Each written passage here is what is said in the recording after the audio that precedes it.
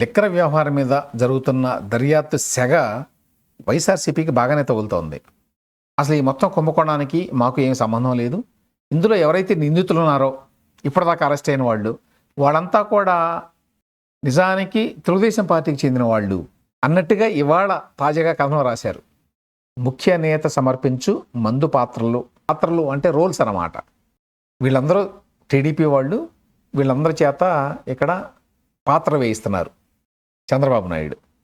మాకేమీ సంబంధం లేదు. ఎవరి గురించి రాశారో తెలుసా? ఈ కేసులో A1గా ఉన్నటువంటి రాజకేశ్ రెడ్డి కూడా మావాడు కాదు, టీడీపీ వాళ్ళకే సంబంధాలు ఉన్నాయి అతనికి అన్నట్టుగా రాశారు. చూడండి ఏమంటారు. ఇక టీడీపీకి చెందిన విజయవాడ ఎంపీ కేశినేని చిన్ని వ్యాపార భాగస్వామిగా ఉన్న రాజకేశ్ రెడ్డిని సరికొత్త పాత్రధారిగా చంద్రబాబు తీసుకొచ్చారు అట. సబ్ హెడింగ్ ఏమని పెట్టారు? విజయవాడ ఎంపీ వ్యాపార భాగస్వామి రాజకేశ్ రెడ్డి. అది దీనికి సబ్ హెడింగ్. ఈ కుట్రలకు మరింత పదును పెడుతూ ఈ కేసులో రాజకేశ్ రెడ్డిని A1గా చూపించారు. ఆయన ఎవరో కాదు, విజయవాడ టీడీపీ ఎంపీ కేశినేని శివనాథ్ చిన్ని వ్యాపార భాగస్వామే. కేశినేని నాని ఈ మధ్యకాలంలో ఏవైతే ఆరోపణలు చేశాడో వాటన్నింటినీ రాశారు మళ్ళీ. అంతే, వీళ్ళ దగ్గర ఏమీ ప్రత్యేకంగా లేదు. అమ్మయ్య ఏదో దొరికింది, ఈ కేశినేని నాని ఏదో అన్నాడు, మన రాజకేశ్ రెడ్డికి విజయవాడ ఎంపీగా ఉన్న కేశినేని చిన్నికి ఆ మధ్యకాలంలో ఎప్పుడో కలిసి వ్యాపారం చేద్దామని అనుకున్నారో చేశారో తెలియదు, ఏదో ఆరోపణలు అయితే చేశాడు కేశినేని నాని. వాటన్నిటిని రాశాడు యాజ్ ఇట్ ఈజ్గా. కేశినేని నాని ఏవైతే ఆరోపణలు చేశాడో అవన్నీ రాసి దేనికి రాశాడు? ఏ పాయింట్ ప్రూవ్ చేయడానికి? రాజకేశ్ రెడ్డి A1గా ఉన్న వ్యక్తి ఈ కుంభకోణంలో, అతను వాస్తవానికి టీడీపీ వాళ్ళతో సంబంధం గల వ్యక్తి, అంటే మాకు సంబంధం లేని వ్యక్తి అన్నట్టుగా అన్నమాట. ఆ మాట డైరెక్ట్గా అనకుండా పరోక్షంగా చెప్తున్నాడు. విజయవాడ ఎంపీ వ్యాపార భాగస్వామి రాజకేశ్ రెడ్డి అని చెప్పి. అంతేకాదు, చంద్రబాబు సూత్రధారిగా ఆడుస్తున్న ఈ కపట నాటకంలో బేవరేజెస్ కార్పొరేషన్ పూర్వ ఉద్యోగులు సత్యప్రసాద్, అనూష, మాజీ ఎంపీ విజయసాయిరెడ్డి, టీడీపీ నేత SPY రెడ్డి అల్లుడు శ్రీధర్ రెడ్డి పౌరుగా మారారు. ఇది ఇంకా విశేషం. మొత్తం దాదాపుగా ఈ కేసులో నిందితులందరినీ కూడా టీడీపీ బుట్టలో వేసేశాడు. బేవరేజ్ కార్పొరేషన్ MDగా పనిచేసిన వాసుదేవరెడ్డి గురించి కూడా రాశారు. అతని గురించి ఏం రాశారంటే, అతని మీద చాలా ఒత్తిడి తీసుకొచ్చారు, దాంతో అతను అబద్ధాలు చెప్పాడు. అంటే ఎవరైతే సాక్ష్యాలు ఇచ్చారో ఈ కేసులో వాళ్ళందరి మీద ఏదో రకంగా బురద జల్లుదాం, వాళ్ళందరినీ డీలిస్టిమై చేద్దాం, క్రెడిబిలిటీ లేదు వీళ్ళకి అని చెప్దాం అనే ప్రయత్నం అన్నమాట. ఈ వాసుదేవరెడ్డి యాక్చువల్గా చాలా కాలం పాటు తప్పించుకొని తిరిగాడు. చివరికి అతను పట్టుకున్నారు, అతన్ని ఇంట్రాగేట్ చేశారు. 2 సార్లు 3 సార్లు పైనే వెళ్ళాడు. చివరికి ఏదో కొన్ని విషయాలు చెప్పినట్టున్నాడు. అట్లా విషయాలు చెప్పాడు అనే విషయం వీళ్ళకి తెలిసింది. అందువల్ల ఇప్పుడు ఏమంటారంటే, చంద్రబాబు కుట్రకు అనుగుణంగా సిట్ అధికారులు చెప్పమన్నట్టుగా ఈ వాసుదేవరెడ్డి అబద్ధపు వాంగ్మూలం ఇచ్చారు. దాంతో సాటిస్ఫై అయినటువంటి చంద్రబాబు నాయుడు గారు ఈయన్ని రిలీవ్ చేశాడు. ఈయన యాక్చువల్గా సెంట్రల్ సర్వీసెస్ కదా, సో రిలీవ్ చేసి మళ్ళీ సెంట్రల్ సర్వీసెస్కి వెళ్ళేట్టుగా సౌకర్యం కల్పించారు అతనికి. ఎందుకంటే అతని సాక్ష్యాలు వాళ్ళు చెప్పమన్నట్టుగా చెప్పాడు కాబట్టి. ఇక బేవరేజ్ కార్పొరేషన్లో స్పెషల్ ఆఫీసర్గా సత్యప్రసాద్ అనే అతను ఉన్నాడు. అందులో ఒక ఎంప్లాయీ అనూష అనేటువంటి ఆవిడ. ఈ సత్యప్రసాద్ అనే అతన్ని వీళ్ళందరూ కలిసి ప్రలోభ పెట్టారు. ఏ విధంగా అంటే, నీకు కన్ఫర్డ్ IAS ఇస్తాము అనేది, పెద్ద ర్యాంక్ కదా IAS అంటే, సో IAS ర్యాంక్ నీకు ఇప్పిస్తాము, మేము చెప్పినట్టు అలా చేయి అన్నారు. ఆ ప్రకారం చేసాడు అనేది ఇప్పుడు ఆరోపణలు అనుకోండి. ఇప్పుడు ఏమంటారంటే, బేవరేజ్ కార్పొరేషన్ పూర్వ ఉద్యోగులు సత్యప్రసాద్, అనూష్ను సైతం చంద్రబాబు తన కుట్ర నాటకంలో పాత్రధారులుగా చేశారు.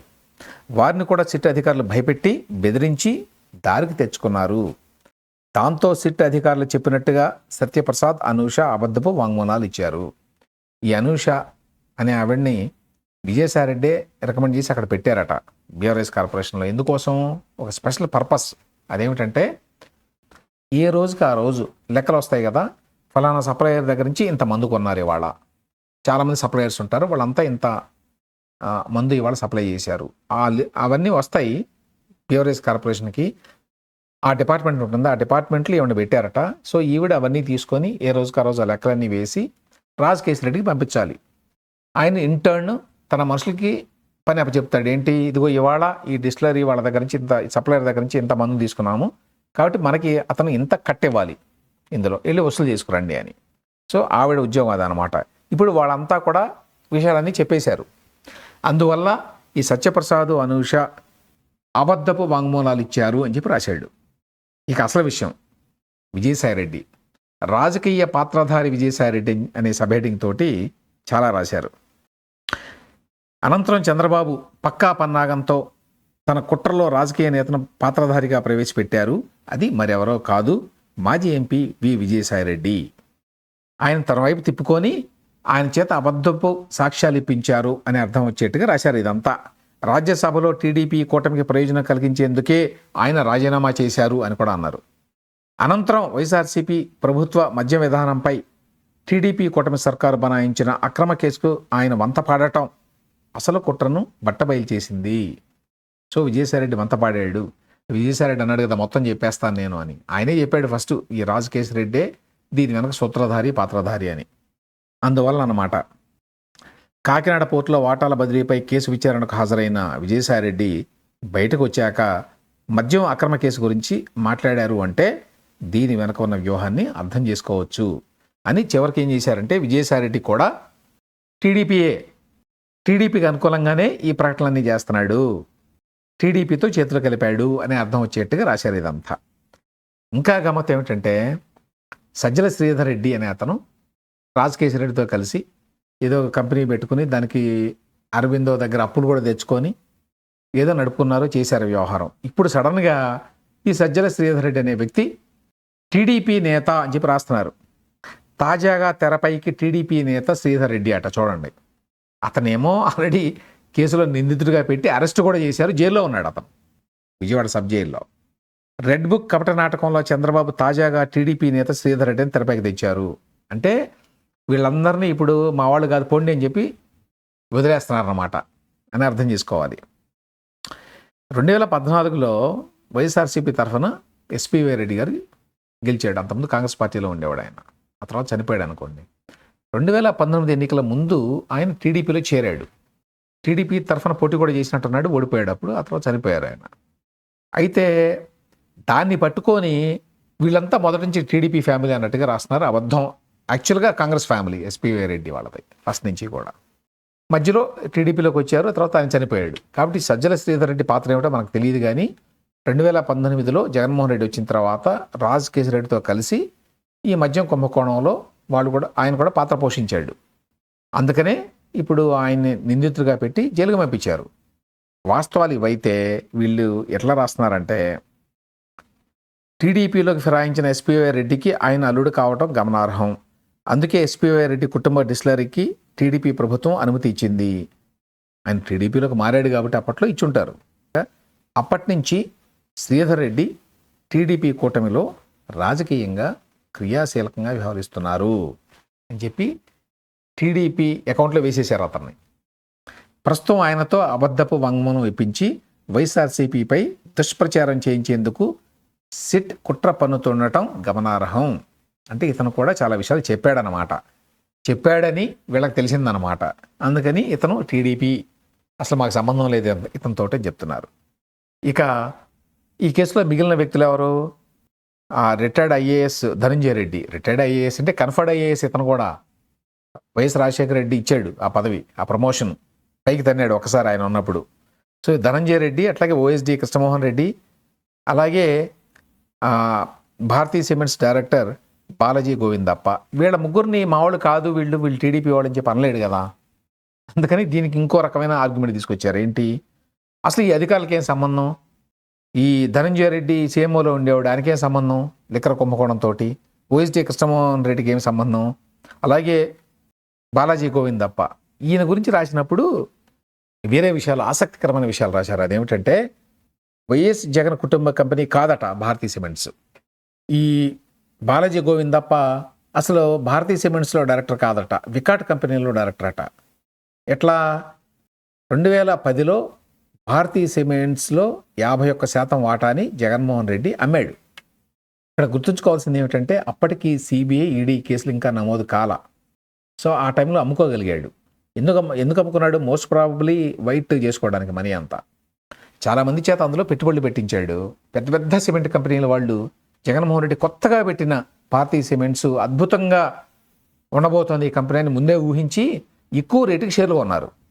సో ఆ డబ్బునంతా వైట్ చేసుకోవాలి. వైట్ చేసుకోవడానికి 51% 2010లో వికాట్ కంపెనీకి అమ్మాడు. ఇది ఫ్రెంచ్ కంపెనీ.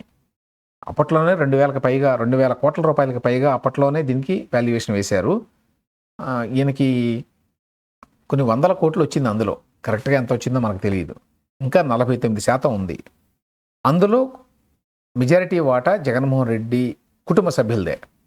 అందుకోసం అని చెప్పి ఇప్పుడు ఏమంటాడు, వైఎస్ జగన్ కుటుంబ కంపెనీ కాకపోయినా భారతీ సిమెంట్స్ను అప్రతిష్ట పాలు చేయడం, అందులో మైనారిటీ వాటాదారుగా మాత్రమే ఉన్న ఆ కుటుంబంపై దుష్ప్రచారం చేయాలన్న లక్ష్యంతోనే చంద్రబాబు పన్నిన భేతాళ కుట్ర ఇది. ఫస్ట్ ఆఫ్ ఆల్ అసలు భారతీ సిమెంట్స్కి ఇంకేమి సంబంధం లేదు అనేటువంటి పిక్చర్ ఇవ్వడానికి ట్రై చేస్తున్నారు. అందులో సగం ఆల్రెడీ డబ్బు చేసుకున్నాడు. అయినా కూడా ఇప్పటికే భారతీ సిమెంట్స్లో ఏదైనా చాలా వాటా ఉంది, అందరికీ తెలుసు. ఇప్పుడైతే 8,000 కోట్లు అంటున్నారు దాని వాల్యుయేషన్. అందులో ఈయనకి బహుశా 30% పైనే ఉన్నట్టుంది. ఇది 51% అమ్మగా. సో ఇంకా కొన్ని వేల కోట్ల రూపాయలు ఉన్నాయి. ఆ కంపెనీ వైఎస్ జగన్ కుటుంబ కంపెనీ కాదు. అందులో జగన్ మైనారిటీ వాటాదారు మాత్రమే. అంటే ఆన్ పేపర్ మైనారిటీ వాటాదారే, కానీ మొత్తం వ్యవహారం అంతా ఇందే అక్కడ, అందరికీ తెలుసు. ఈ బాలాజీ గోవింద్ తప్ప వీళ్ళ కుటుంబానికి చెందినవాడు, అంటే వీళ్ళ కుటుంబానికి వర్క్ చేస్తాడు కాబట్టి అందులో డైరెక్టర్గా పెట్టారు. అది టేక్ ఓవర్ చేసిన తర్వాత వికట్ కంపెనీ కింద పని చేస్తూ ఉంటాడు ఆయన సహజంగానే. కానీ ఆయన చూసేది భారతీ సిమెంట్స్ వ్యవహారాలే. అందుకని ఆయనకేం సంబంధం లేదు అని చెప్పడానికి వికాట్ కంపెనీ డైరెక్టర్ బాలాజీ గోవిందప్పను ఈ అక్రమ కేసులో చేర్చడం చంద్రబాబు భేతాళ కుట్రకు పరాకాష్ట. భారతీ సిమెంట్స్ అనే కంపెనీ నడిపేది వికాట్. అటువంటి అంతర్జాతీయ కంపెనీకి భారత్లో ఆపరేషన్ల ఫైనాన్స్ డైరెక్టర్గా బాలాజీ గోవిందప్ప ఉన్నారు. ఏపీతో సంబంధమే లేని ఆయనకు ఐఏఎస్లతో కానీ ఇతర ప్రభుత్వ అధికారులతో కానీ ఎలాంటి సంబంధం కానీ పరిచయం కానీ లేవు. ఇక రాజకేశ్వర రెడ్డితో కనీసం పరిచయం ఉండే ఆస్కారమే లేదు. ఇప్పుడు ఏమిటి పరిస్థితి? ధనంజయ రెడ్డి, కృష్ణమోహన్ రెడ్డి, ఈ బాలాజీ గోవిందప్ప వీళ్ళు ఏ క్షణంలోనైనా అరెస్ట్ అయ్యేటువంటి అవకాశం ఉంది. వాళ్ళకి నోటీసులు ఇస్తే వెళ్ళలేదు. ఎందుకు వెళ్ళలేదు? వెళితే సిఐడి పోలీసులు, ఆ స్పెషల్ ఇన్వెస్టిగేషన్ టీం ఏదైతే ఉందో వాళ్ళు మొత్తం చెప్పిస్తారు వీళ్ళ చేత. ఆ భయంతో వీళ్ళని సిఐడి చేతిలోకి వెళ్లకుండా చాలా కష్టపడుతున్నారు. అందుకోసం ముందు హైకోర్టుకు వెళ్ళారు. హైకోర్టు వాళ్ళు తీర్పు ఇవ్వకముందే సుప్రీంకోర్టుకు వెళ్ళారు. అప్పుడు సుప్రీంకోర్టు ఏముంది, హైకోర్టులో కేసు ఉండగా మీరు ఎట్లా వస్తారు? హైకోర్టులో కేసు అయిన తర్వాత అక్కడ ఏది మీకు రాకపోతే అప్పుడు చూద్దాం అన్నారు. హైకోర్టు వాళ్ళు డిస్మిస్ చేశారు వీళ్ళ యాంటిసిపేటరీ బెయిల్ని. అర్జెంటుగా వెళ్ళారు వీళ్ళు సుప్రీంకోర్టుకి. ఇప్పుడు అది ఆ కేసు సుప్రీంకోర్టులో ఉన్నది. అక్కడ వీళ్ళకి రిలీఫ్ ఏమన్నా వస్తుందేమో అనే ఆశ అన్నమాట. అందుకని అబ్స్కాండింగ్. సిఐడి ఇచ్చినటువంటి నోటీసులకి వీళ్ళు అటెండ్ కాలేదు. అటెండ్ అయితే వీళ్ళ చేత చెప్పిస్తారనే భయం ఉంది జగన్మోహన్ రెడ్డికి. అది పరిస్థితి. అందువల్ల ఈ లోపల అసలు వీళ్ళకేం సంబంధం లేదు. బాలాజీ గోవిందప్ప ఎవరు? ఆయనకి గీస్తో సంబంధం ఏముంటుంది? ఆయన ప్రైవేట్ ఇండివిజువల్, ఆయన గవర్నమెంట్తో సంబంధం ఏంటి అట. భారతీ సిమెంట్స్లో కనుక డైరెక్టర్ అయితే సహజంగానే జగన్మోహన్ రెడ్డి కుటుంబంతో సంబంధాలు ఉంటాయి. అంటే వాళ్ళ డబ్బుల వ్యవహారాన్ని ఆయన చూస్తాడని చెప్తారు. అందులో తప్పేమీ లేదు. కాకపోతే ఇప్పుడు వచ్చి ఈ బ్లాక్ మనీని కూడా రూట్ చేయడంలో బాలాజీ గోవిందప్ప సాయం ఉంది, ఆయన ద్వారానే జరిగింది అనేది ఆరోపణ. సో ఆ నేపథ్యంలో ఇప్పుడు ఆయన్ని పట్టుకుని ప్రశ్నిస్తే సహజంగా ఈ ఫైనాన్స్ వ్యవహారాలు చూసేవాళ్ళు భయపడతారు. ఈ పోలీసుల వ్యవహారాన్ని చూస్తే బయటకు చెప్పేస్తాడేమో అనే భయం ఉంది. అందుకనే అన్నమాట ఈ తిప్పలన్నీ. ఇప్పుడు ప్రస్తుతం అబ్స్కాండింగ్లో పెట్టి వాళ్ళని ఎక్కడో దాచిపెట్టారు. సుప్రీంకోర్టులో ముందస్తు బెయిల్ వచ్చే వరకు వాళ్ళని బయటికి రానివ్వరు. ఈలోగా ఈ కథనాలు అన్నమాట. సో ఇంత కష్టపడి ఇన్ని కథనాలు రాసి ఈ రకమైన ఎక్స్ప్లెనేషన్ ఇచ్చుకున్నారు అంటే జగన్మోహన్ రెడ్డి గారికి ఖచ్చితంగా భయం ఉంది, ఈ మొత్తం వ్యవహారం అంతా చివరికి నా దగ్గరకు వస్తుంది అని. అందుకే ముందు నుంచి కూడా కొన్ని ఆర్గ్యుమెంట్స్ని, నేరేటివ్ని బిల్డ్ చేయడానికి ట్రై చేస్తున్నారు. వీళ్ళంతా టీడీపీ వాళ్లే, మాకు సంబంధం లేదు, అసలు బాలాజీ గోవిందప్ప ఎవరో మాకు తెలియదు, ఆయన వికాట్ కంపెనీలో డైరెక్టర్, నాకేమీ సంబంధం లేదు ఆయనతోటి. రాజకేశ్వర రెడ్డి టీడీపీ ఎంపీ వ్యాపార భాగస్వామి, విజయసాయి రెడ్డి టీడీపీయే, ఇట్లా చెప్పడం ద్వారా ఏదో చేతులు కడిగేసుకుందాం అనే ప్రయత్నం అన్నమాట. ఎంతవరకు సక్సెస్ అవుతారో చూడాలి.